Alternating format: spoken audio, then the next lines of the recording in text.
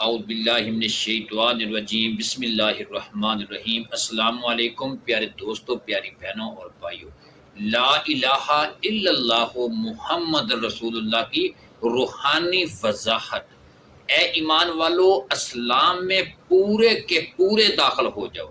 قرآن بہت غور طلب بات کرتا ہے کہ ایمان اور اسلام لانے کے بعد کہا جا رہا ہے کہ اسلام میں پورے کے پورے داخل ہو جاؤ، یعنی تمہارا ہر ایک عمل مکمل اسلام کے مطابق ہونا چاہیے۔ اب ہر انسان نے دیکھنا ہے کہ کیا پورے کا پورا اسلام میں داخل ہو گیا ہے یا نہیں۔ اگر وہ پورے کا پورا اسلام میں داخل ہو گیا ہے، یعنی اس نے اسلامی اصول اپنے اوپر لاگو کر لیے ہیں، تب تو اللہ پاک کے حکم پر عمل کر لیا، یعنی آپ نے اسلامی اصول اپنے اوپر لاگو کر لیے ہیں، تب تو اللہ پاک کے حکم پر عمل کر لیا، اور نہیں کیا تو پھر اسے سوچنا ہے۔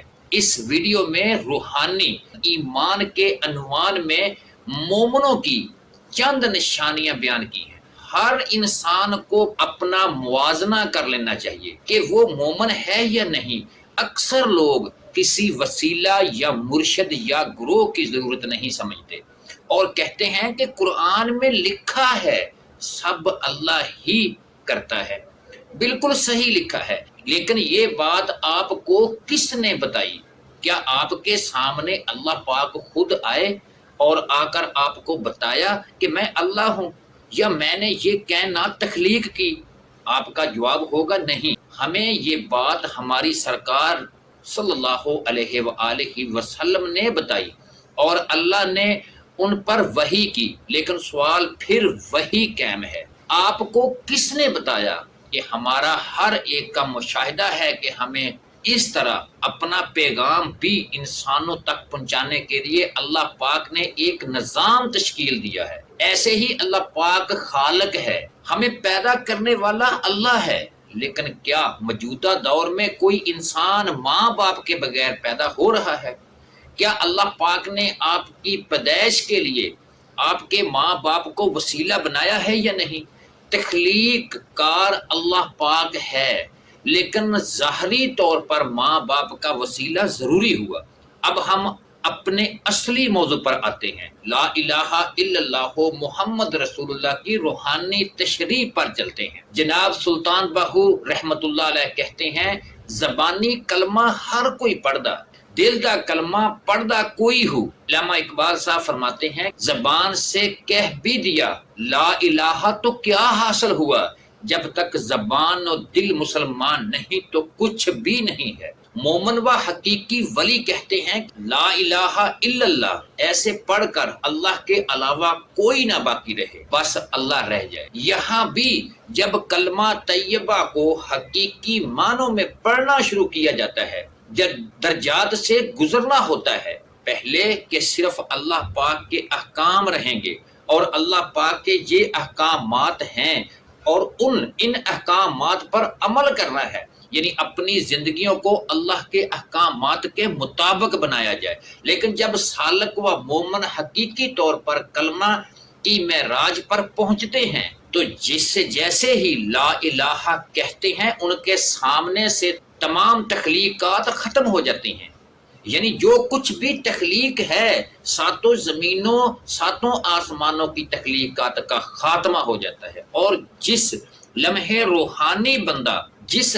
روحانی بندے لا الہ الا اللہ کہتے ہیں، یعنی بس اللہ، تب بس اللہ ہی ان کے سامنے ہوتا ہے، اور جب بس اللہ ہی اللہ ہو تب روحانی بندوں کو سکون ہوتا ہے۔ پیارے دوستو، روحانی بندے کہتے ہیں کہ اپنی ہستی کو ختم کر، یعنی جو آپ نے اپنے اوپر اپنے ہونے کا لیبل لگایا ہوا ہے، یہ تیرا خود کا پردہ ہے۔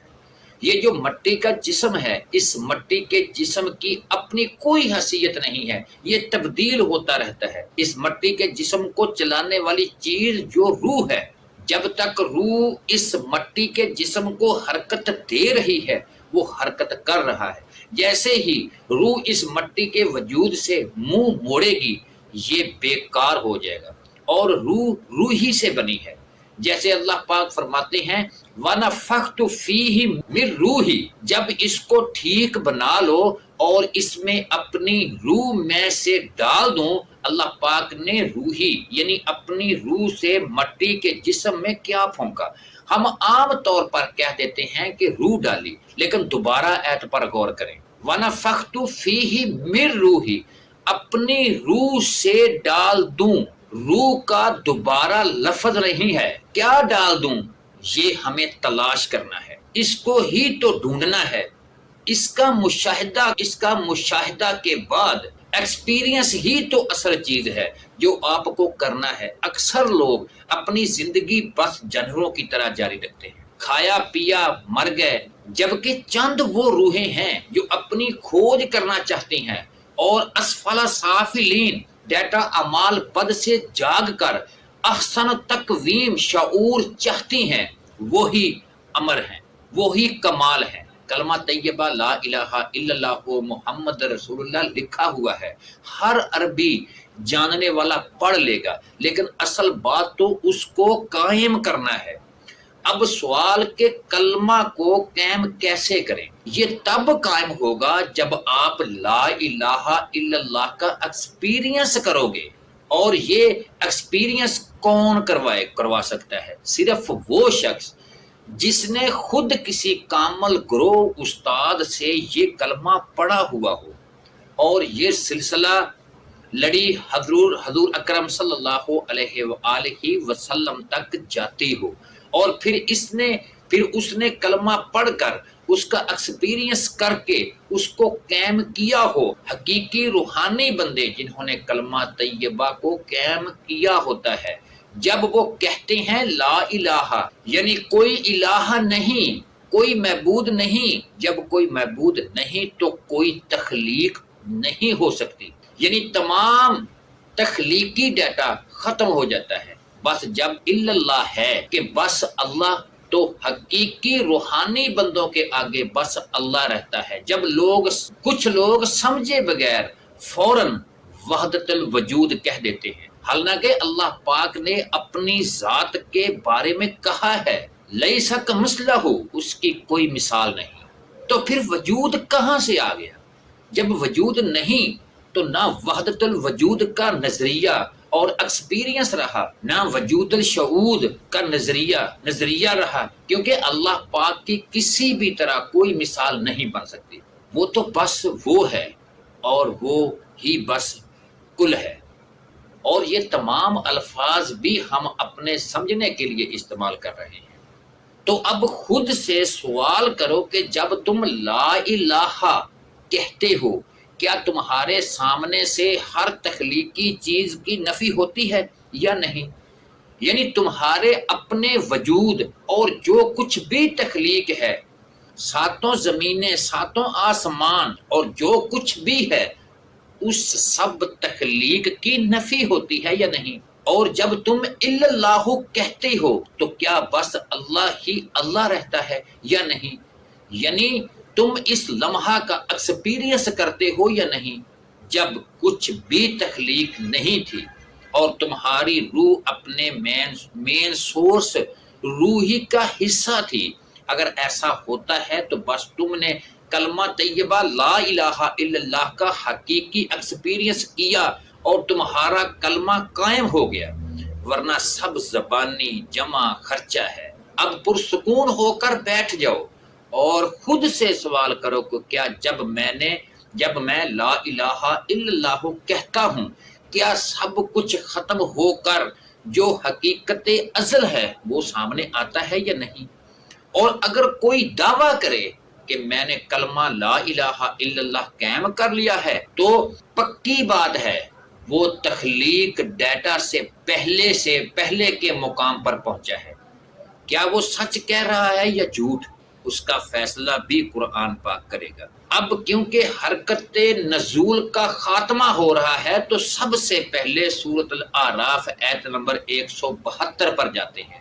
جب تیرے رب نے بنی آدم یعنی آدم کی اولاد کو پشت سے ان کی اولاد نکالی تو اسے ضرور پتا ہوگا کہ یہ بنی آدم کہاں سے آ گئے۔ اور خود سے بھی سوال کرو کہ کیا آپ کو اس کا ایکسپیرینس ہونا چاہیے کہ آپ کہاں اور کیسے کھڑے تھے، اور آپ سے الستُ بربکم سنا اور جواب دیا جی ہاں۔ میں اللہ پاک فرماتے ہیں زمین و آسمان ملے ہوئے تھے، ہم نے ان کو جدا جدا کر دیا۔ اللہ پاک ہی فرماتے ہیں کہ اس کا ہر کام حکمت سے ہوتا ہے۔ جب زمین و آسمان اللہ پاک نے ملا کر بنائے تھے تو لازمی بات ہے کہ اس میں اللہ پاک کی حکمت تھی۔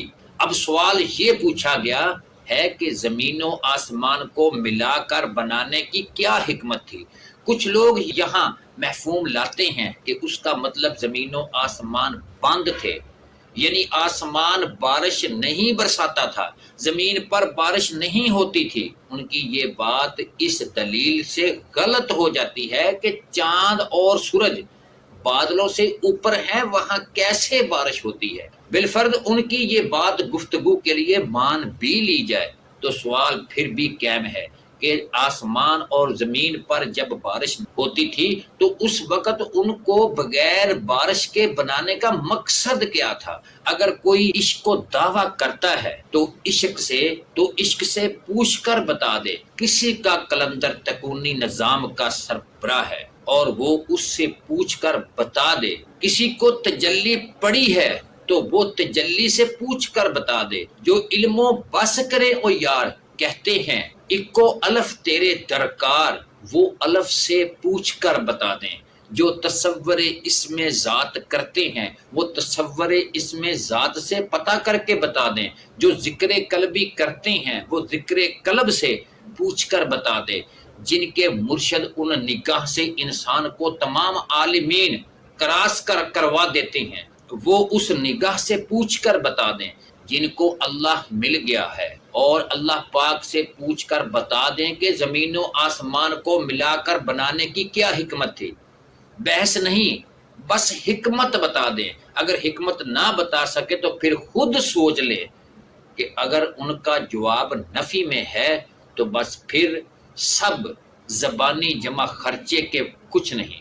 بس پھر میرے آستانے پر آؤ اور اپنی پہچان کرو اور خود پر خود روشن ہو کر حقیقت میں لا الہ الا اللہ کو قائم کر کے اس کا ایکسپیرینس کرو۔ جب حقیقی طور پر دل سے کلمہ پڑھو گے اور لا الہ الا اللہ قائم کرو گے تبھی حقیقی مسلمان اور جتنا ہو سکتے ہیں، اور پھر درود شریف کو تمام عالمین میں حرکت نزول میں سمجھو اور درود شریف کی سمجھ کا ایکسپیرینس کرو گے، اور یہ سارا عمل ہی اللہ پاک کی معرفت کہلاتا ہے۔ جیسے مولانا جلال الدین رومی کہتے ہیں جس نے اللہ کی معرفت حاصل کیے بغیر زندگی گزاری اگرچہ وہ کتنا ہی قابل اور ہوشیار ہو، اس نے دنیا کی زندگی بھی فضول گنوائی اور آخرت کا توشہ بھی حاصل نہیں کیا۔ سادہ الفاظ میں جو اپنے اندر جا کر خود پر خود روشن ہوئے بغیر مر گیا، جس نے نہ اپنی پہچان کی اور نہ اللہ کی پہچان کی، وہ جانوروں سے بدتر مرا، چاہے پوری زندگی چھوٹا گوشت ہی کیوں نہ کھاتا ہو۔ اب یہ فیصلہ آپ کے ہاتھ میں ہے۔ جس دن انسان لا الہ الا اللہ قلب یعنی مرکز عقل کے ساتھ قائم کر لیتا ہے، بس اسی دن اسے وہ چیز ملتی ہے جو تمام الفاظ، تمام خیالات، تمام سوچوں سے اوپر ہے۔ کلمہ طیب کمنٹ سیکشن میں لا الہ الا اللہ محمد رسول اللہ قلب یعنی مرکز عقل کے ساتھ پڑھنے اور قائم کرنے کا طریقہ مرشد کسی قابل طالب علم کو عطا کرتا ہے جو ہر طرح اسفل سافلین ہوتا ہے، اعمال بد سے جاگ چکا ہوتا ہے۔ وما علینا الا البلاغ